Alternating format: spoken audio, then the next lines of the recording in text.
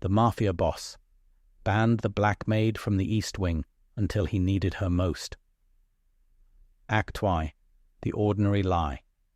The Montero estate sat on 17 acres of manicured silence, the kind of quiet that money buys and fear maintains.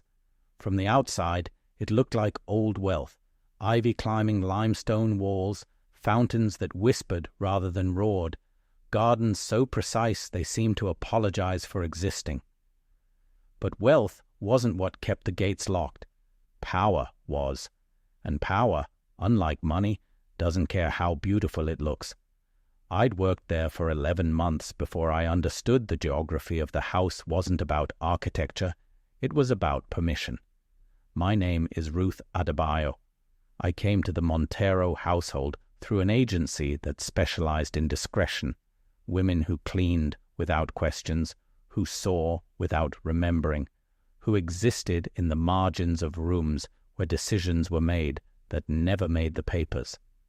The agency called it high net worth domestic placement. I called it survival with a uniform. The main house had 42 rooms. I was allowed in 31 of them. The East Wing, 11 rooms behind a set of mahogany doors with brass handles shaped like lion heads, was forbidden. Not suggested against, not discouraged. Forbidden. Mr. Alastair Montero had made that clear on my second day, when I'd wandered too close while following the sound of a grandfather clock that needed winding. "That wing is private." His voice had stopped me like a hand on my shoulder, though he stood 15 feet away. He was a tall man, early 60s, with silver hair combed back in waves that looked expensive, and a face that had learned to hide everything except intention. "The staff doesn't clean there. The staff doesn't enter there. Are we understood?" I'd nodded. I understood perfectly. What I didn't understand was why he'd looked at me, specifically at me, when he said it, as if the rule was old, but the reminder was new, as if my presence had reopened a door he'd thought sealed. The other staff whispered that the East Wing was where Mr. Montero conducted business, not the import-export business listed on his tax returns, but the other business, the kind that made men rich and made witnesses disappear. Elena, the head housekeeper, had been there 18 years and claimed she'd never once crossed those lion-head handles. "Some doors," she told me, while folding linens that cost more than my rent, "stay closed because what's behind them isn't meant for people like us." I didn't argue. I'd spent my whole life navigating spaces where my presence was tolerated but not welcomed, where the rules were different depending on who was reading them. A black woman in a house full of secrets learns quickly which silence protects her and which silence buries her. So I cleaned the 31 rooms I was allowed, and I pretended the East Wing didn't exist. But pretending is just lying with better posture. The Montero household ran on schedules so precise they felt like rituals. Mr. Montero took his coffee at 6:15, black, in a white porcelain cup that had belonged to his mother. His wife, Vivian, rarely appeared before 10, and when she did, she moved through rooms like smoke, present but untouchable, beautiful in the way that expensive sadness often is. Their son, Marco, was 28 and visited on Sundays, always alone, always tense, always leaving before dinner. And then there was the old woman. She lived in the East Wing. I never saw her, but I heard her. Footsteps above the library ceiling, a cough that echoed through heating vents, the occasional murmur of a television playing shows from decades past. The other staff called her the grandmother, but never explained whose grandmother or why she warranted her own forbidden kingdom. I told myself it wasn't my concern. I was there to work, to send money home to my mother in Lagos, to save enough for the nursing degree I'd been chasing since I arrived in this country with documents that took 3 years to sort and a hope that took longer to rebuild. The Montero money was good. The Montero secrets were not my business, but secrets have weight, and some houses aren't built to hold them. It was a Thursday when the first crack appeared, hairline thin, almost invisible, but I noticed because noticing is how women like me stay employed. Mr. Montero had a visitor, a man in a suit that cost more than my car, with hands that never quite relaxed and eyes that catalogued everything they touched. They met in the study, voices low, and when the visitor left, Mr. Montero stood at the window for 20 minutes without moving. I was polishing the banister across the hall. He didn't see me. People like him rarely see people like me unless they need something. When he finally turned, his face had changed. Not dramatically. Not the way faces change in movies, with obvious shadows and trembling lips. It was subtler, a tightness around the eyes, a jaw held slightly too firm, the face of a man who just learned something he couldn't unlearn. He walked toward the east wing, paused at those brass lion heads, and looked back over his shoulder. His eyes found me.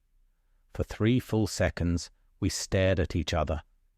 The powerful man with 42 rooms and the invisible woman allowed in 31 of them. Something passed between us that I couldn't name. Not recognition, not threat. Something older. Something that tasted like a question he didn't want to ask. Then he pushed through the doors and disappeared into the forbidden wing, and I went back to polishing brass I could already see my reflection in. That night I dreamed of my grandmother back in Lagos, the way she used to say that trouble doesn't knock. It just walks in wearing shoes you've seen before. The next morning the study smelled like smoke, though no one in the house was supposed to smoke, and the grandfather clock in the east wing had stopped. I knew because I could no longer hear it through the walls. Some endings begin with silence. This one was no different. Act 2. The cracks. The weeks that followed moved like weather before a storm, too still, too bright, the kind of calm that makes your teeth ache. Mr. Montero began taking his coffee earlier, then not at all. Vivian stopped appearing in the mornings and started drinking wine before noon. Marco's Sunday visits stretched into Monday departures, his car lingering in the driveway like a question no one wanted to answer. And the east wing stayed silent. I learned to read the house the way sailors read water, not by what I saw, but by what moved beneath the surface. The cook, Maria, started preparing smaller meals. The gardeners were paid in cash, handed envelopes by Eleanor instead of the accountant. The security team rotated new faces through the gates, men who didn't smile, who watched the road more than the property. "Something's wrong," I told Elena one evening while we sorted laundry in the basement. "The house feels wrong." She didn't look up. Her hands kept folding, mechanical, practiced. Houses don't feel. People do. And people in this house are paid to feel nothing. "The grandmother hasn't rung for meals in 4 days." Eleanor's hand stopped. Only for a moment, but I caught it. The hesitation, the fear that lived in the space between heartbeats. "She has her own arrangements. It's not our concern." "Eleanor." "It's not our concern, Ruth." Her voice hardened, and when she finally met my eyes, I saw something I hadn't expected. Warning. Not anger. Protection. Some doors stay closed because opening them costs more than curiosity is worth. You understand? I understood. I just didn't accept it. That night, I stayed late, volunteering to finish the silver inventory while the rest of the staff went home. The house settled into its nighttime breathing, pipes cooling, wood contracting, the vast and terrible silence of wealth at rest. I moved through the hallways with my clipboard, counting forks and spoons like prayers, until I found myself standing before the east wing doors. The brass lion heads gleamed in the low light, their mouths frozen mid-roar. I'd walked past them 100 times. Tonight, something was different. Tonight, I could smell it, faint but unmistakable, seeping through the crack beneath the door.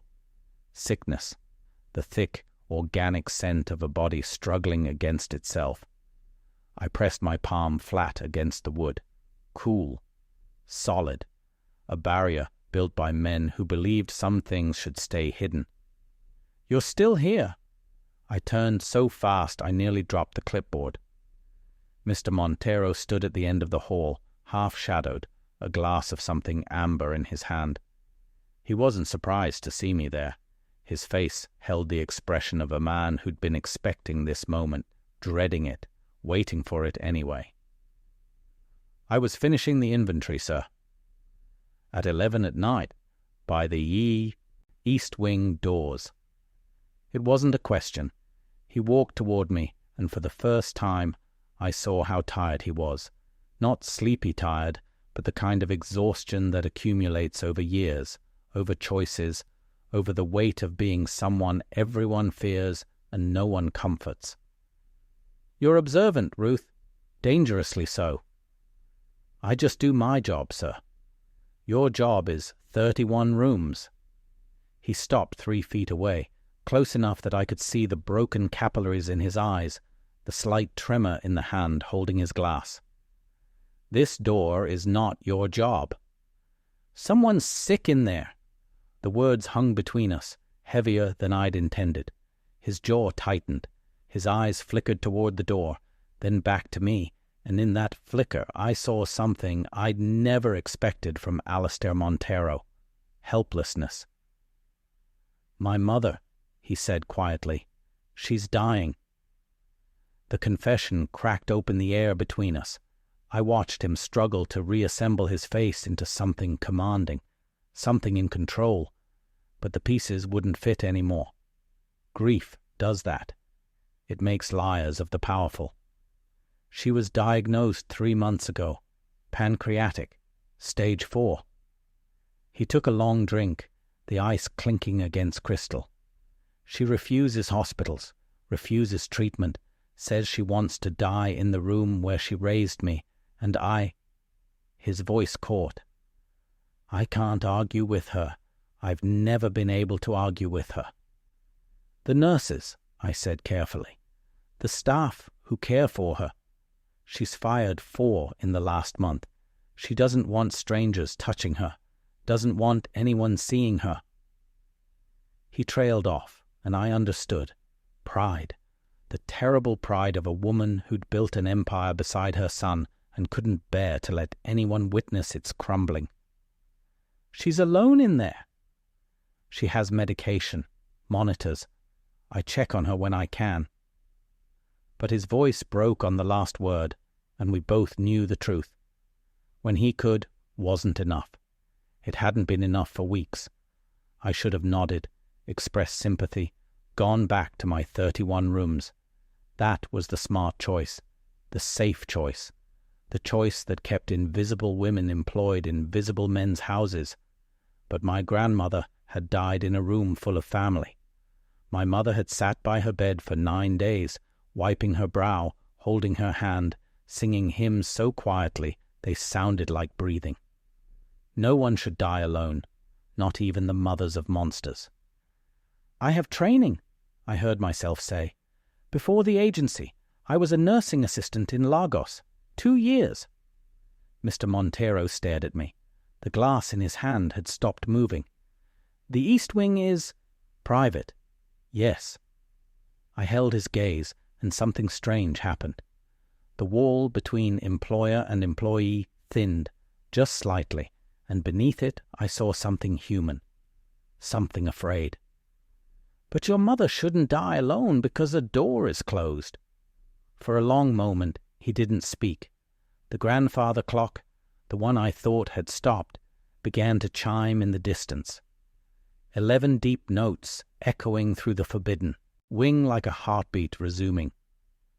"Tomorrow," he said finally. "Be here at 6. Don't tell the others."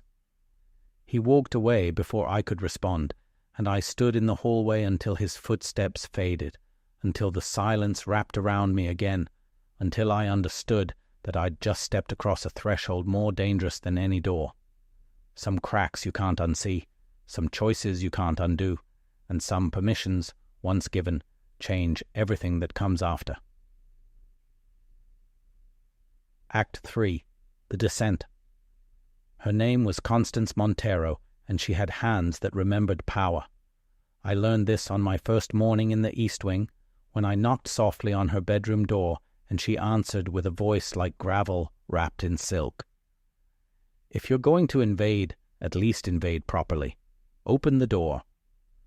The room was smaller than I'd expected, not the grand suite I'd imagined, but a modest space with tall windows overlooking the garden, walls lined with photographs of a young man who would become Alistair, shelves crowded with books in Italian and English.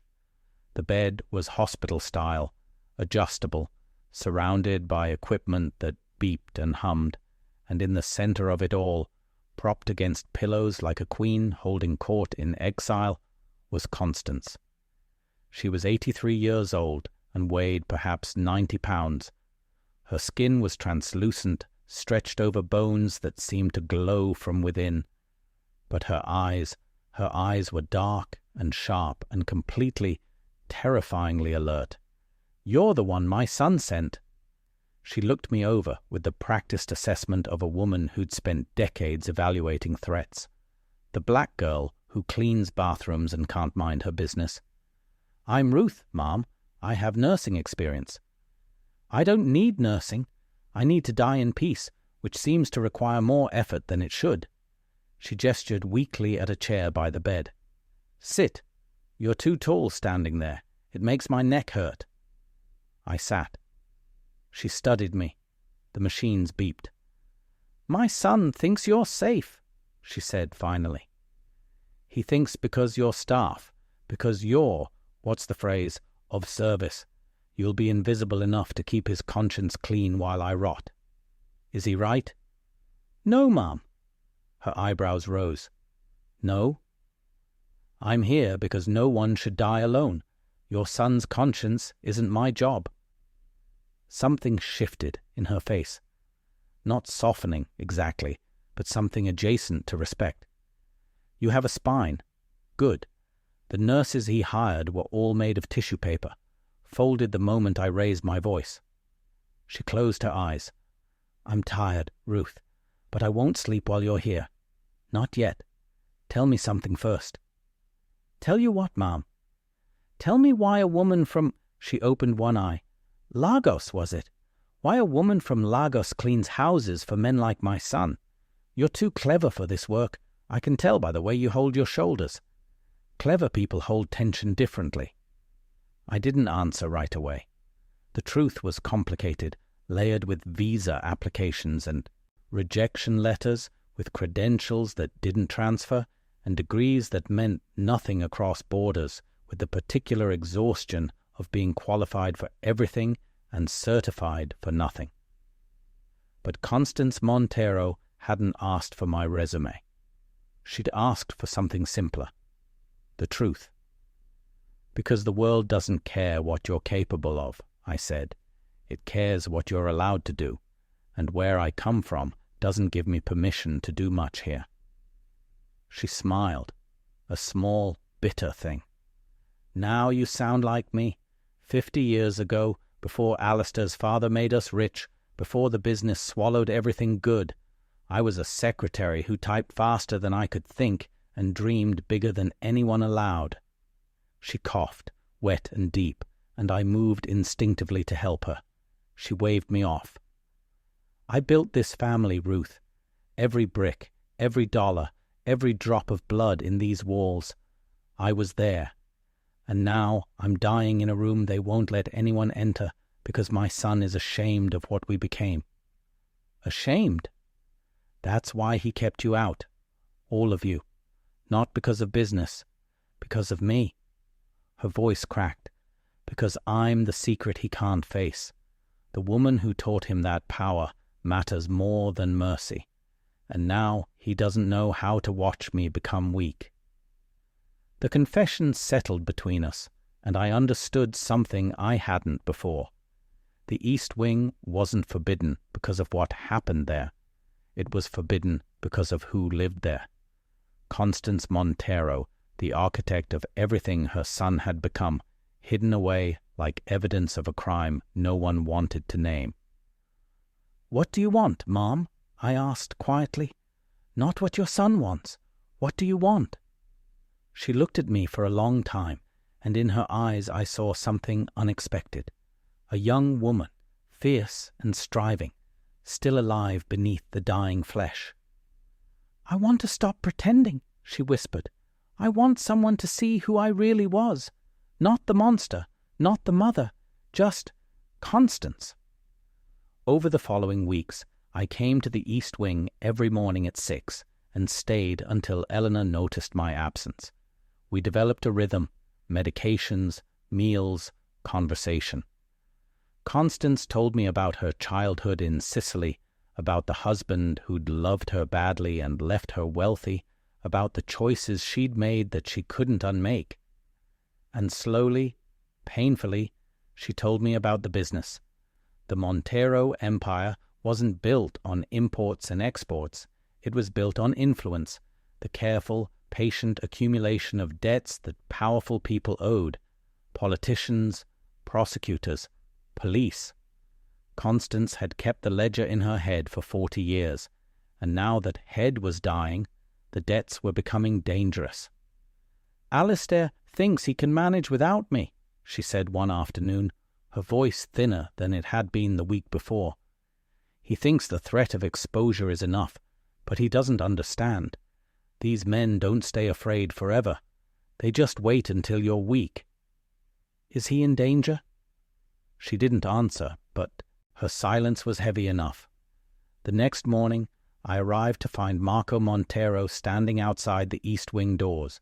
His face was pale, his hands shaking. He looked at me with something between confusion and rage. "Who the hell are you?" "Ruth. I help with Mrs. Montero." "My father let you in here?" His voice rose. "He let the staff into—" He stopped himself, but I'd already seen it. Fear. Not of me, of what I might know. "Your grandmother needs care, sir. That's all I provide." He stepped closer, and I saw his father in him. The height, the silver watch, the capacity for cruelty worn like cologne. "My grandmother has secrets. This family has secrets, and if you think—" "Marco." The voice came from behind me, calm and cold. Alistair stood at the end of the hall, and his face held the particular stillness of a man about to make a decision. "Leave her alone." "Father, this is insane. You can't trust—" "I said leave her alone." The command cut through the air like glass. "Ruth is under my protection. If anyone in this house touches her, speaks to her wrongly, or questions her presence again, they'll answer to me. Is that understood?" Father and son stared at each other, and in that stare I saw years of competition, resentment, and the particular violence that runs through families built on blood. Marco looked away first. He always would. But as he brushed past me, he whispered something that would echo for days. "You're already in too deep. They'll bury you with us." I thought he was threatening me. I didn't realize he was warning me.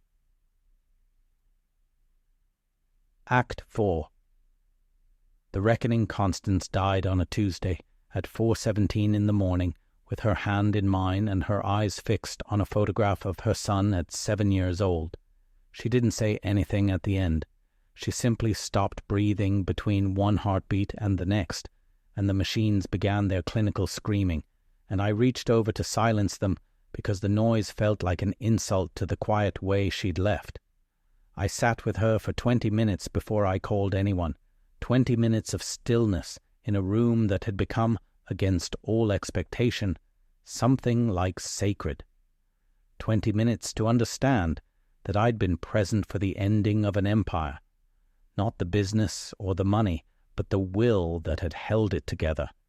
Constance Montero had been the spine of this family, and spines don't regenerate. Alistair arrived first, still in the clothes he'd worn to dinner, reeking of whiskey and something darker. He stood in the doorway, staring at his mother's body like a man who'd known this moment was coming but hadn't prepared for its weight.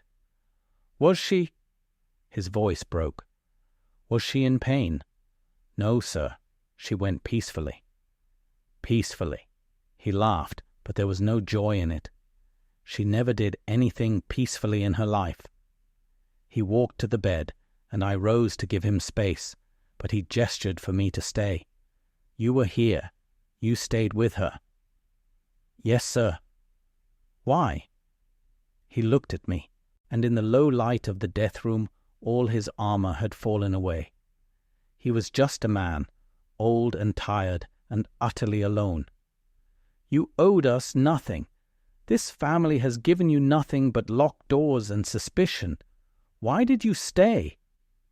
I thought of my grandmother, of the songs my mother sang, of all the ways women hold each other through transitions that men can't understand. "Because she was scared," I said simply, "and so was I once. When my grandmother died, there were people who stayed, even when it was hard, even when it cost them. Some debts we pay forward." He didn't respond, but something in his face shifted, a tectonic movement, small on the surface, but vast underneath.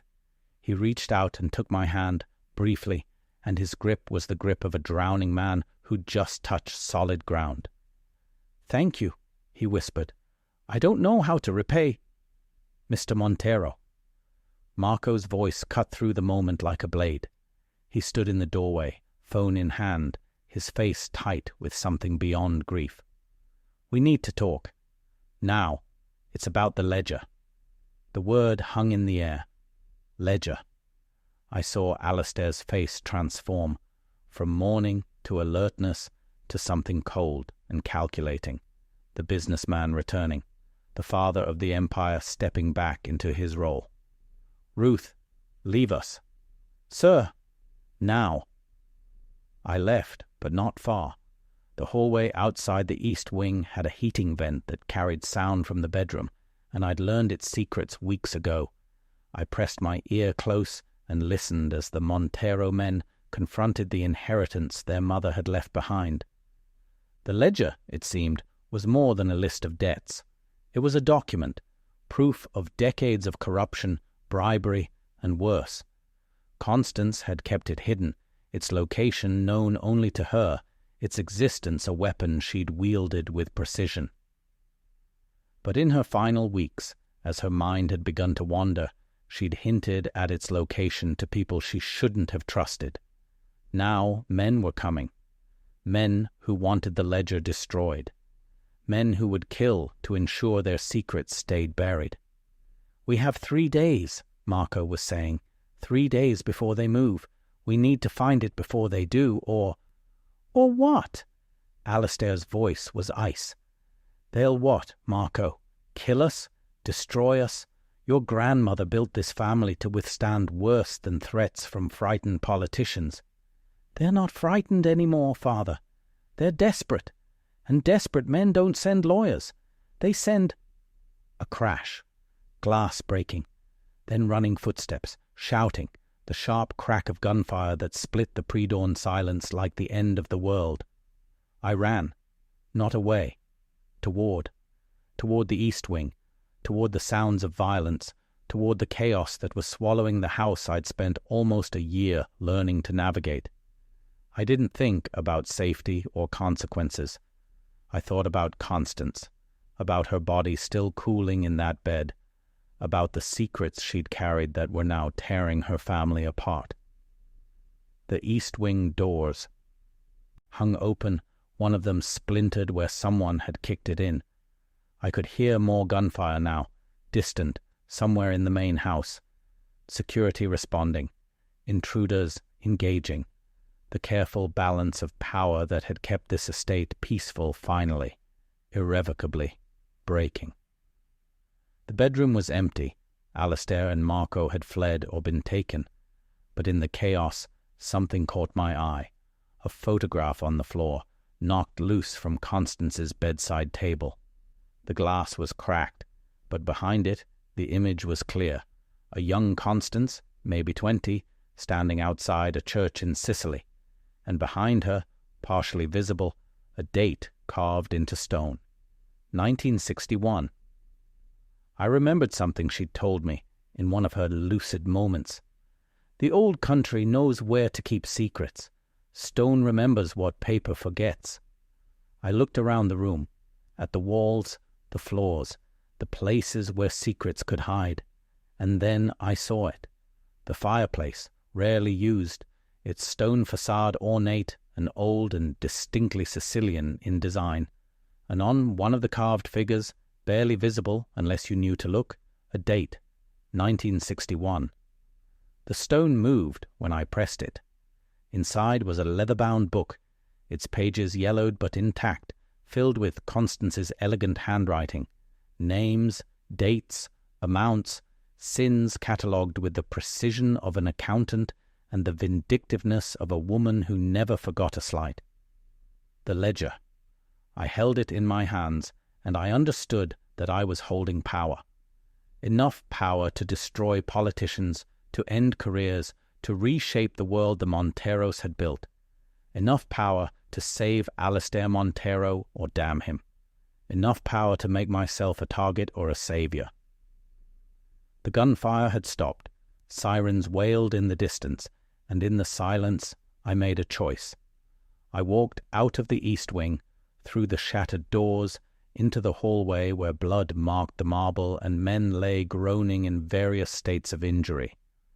I walked past security guards who stared at me like I was a ghost, past Marco clutching a wounded arm, past Eleanor crouched behind an overturned table with tears streaming down her face.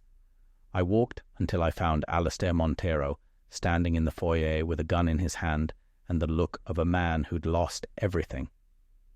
"Ruth!" His voice was hoarse. "You should have run. You needed this." I held out the ledger. "Your mother told me where to find it. Not directly, but she told me." He stared at the book, then at me, and in his eyes I saw the full weight of what I'd done. I'd saved his empire. I'd made myself indispensable, and I'd stepped so far across the line I'd been warned against that there was no going back. Why? The same question as before, but different now, harder. Because your mother asked me to see who she really was, and I did. I pressed the ledger into his hands. She wasn't a monster, Mr. Montero. She was a woman who made terrible choices for people she loved. That's not evil. That's human. He took the ledger.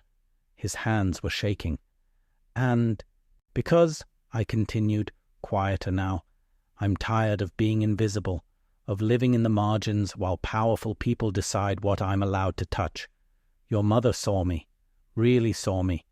That's worth more than safety." The sirens grew louder.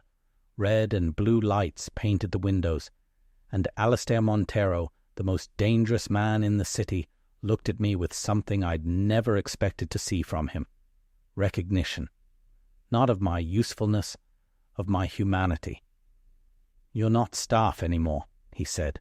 "You understand that? After tonight, you're family, for better or worse." I understood, and I wasn't sure which it would be, but I'd made my choice, and I'd make it again. Act 5. The Echo. 6 months later, I stood in the garden of the Montero estate, watching the sunrise paint the limestone walls in shades of gold and rose. The ivy had been trimmed, the fountains ran clear, and the east wing doors stood open, their brass lion heads gleaming in the light. The ledger had done its work. Alistair had used it not as a weapon, but as a negotiation, offering silence in exchange for distance, protection in exchange for peace. The men who'd sent the attackers had withdrawn, their desperation replaced by the cold calculus of self-preservation. The Montero Empire hadn't expanded after Constance's death. It had contracted, deliberately, strategically. Alistair was getting out, slowly but surely, converting power into legitimacy, influence into quiet retirement. He told me it was what his mother would have wanted. I wasn't sure that was true, but I understood why he needed to believe it. My role had changed in ways I was still learning to navigate. I no longer cleaned 31 rooms. I no longer wore a uniform or answered to Elena. Alistair had offered me a position, officially household manager, but the title was a fiction. What I really did was harder to name. I listened, I observed, I helped him understand the parts of his world that power had made invisible to him. I was still the woman who cleaned bathrooms and couldn't mind her business. I just did it from a different vantage point now. Marco had left the estate, relocated to California with his share of the settlement and a carefully constructed story about pursuing new opportunities. We both knew he'd run, but running wasn't always cowardice. Sometimes it was the smartest choice a frightened man could make. Vivian had followed a month later, their marriage dissolving with the quiet efficiency of two people who'd long ago stopped pretending. Alistair lived alone now, in the big house with too many rooms, and some nights I found him in the East Wing, sitting by the empty bed where his mother had died, holding that photograph of himself at 7 years old. "She would have liked you," he told me once, his voice thick with the particular grief that doesn't fade but changes shape. "She would have seen something in you, the thing I almost missed." "What thing?" "Courage." He turned the Ita photograph over in his hands. "The courage to stay when everyone else would have run. The courage to see people clearly, even when what you see is ugly." He paused. "She had that, once, before the money and the power and the fear wore it down." I thought about Constance, about the woman she'd been and the woman she'd become and the woman she might have been in a different world. I thought about my grandmother in Lagos, about the songs my mother sang, about all the invisible women who'd shaped me into someone who could stand in this garden and watch the sunrise as an equal. "Your mother taught me something," I said, "something I didn't expect." "What?"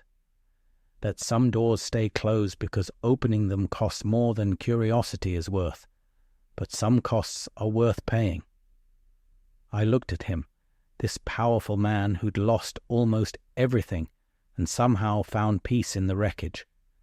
She paid for years, decades, and at the end she wanted someone to know what it had bought her. The ledger wasn't her real legacy. The truth was.